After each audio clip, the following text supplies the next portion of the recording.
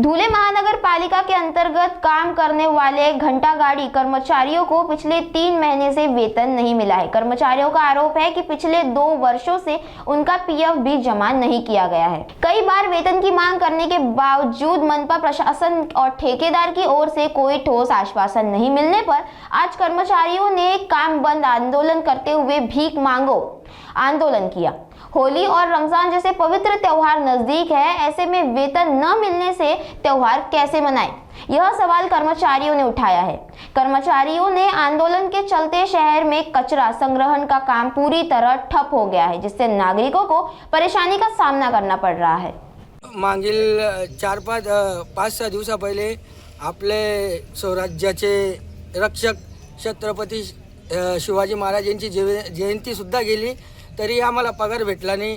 आता पवित्र रमजान महिना चालू झाला आहे, तरी सुद्धा आम्हाला पगार दिला नाही आहे। आता काही दिवसावर आमचा वहीचा सण देखील आला आहे, तरी आम्हाला पगार भेटला नाही आहे।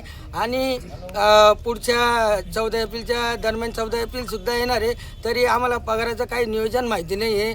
तर मग आम्ही सर्व इथं हिंदू मुस्लिम सर्व शिवाजी महाराजांचे मावळे आहे, तरी बी आम्हाला पगार देण्यात येत नाही। तर मग आम्ही असा काय गुन्हा केला आहे? आम्ही एवढं कष्ट करतो, जेव्हा लोक देवाला अगरबत्ती करतात त्या टायमाला आम्ही दुर्गंधीचा वास घेतो आणि धुळे शहर स्वच्छ करतो, तरी सुद्धा आम्हाला पगार दिला जात नाही। आणि इथलं प्रशासन देखील आमचीवाली काही दखल घेत नाही। तर माझी प्रशासनाला आणि महानगरपालिकेला विनंती आहे, लवकरात लवकर आमचा पगार करावा आणि आमची दखल घ्यावा।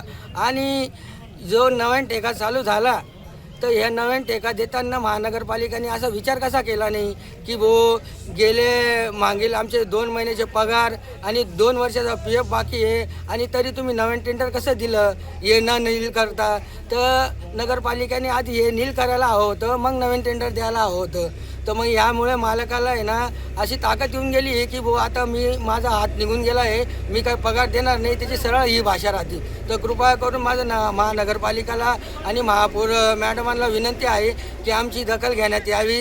आणि श्री आमचे अनुप भैया आमदार धुळे शहराचे यांनी सुद्धा आमची दखल घ्यावी आणि आमचा पगार लवकरात लवकर करावा।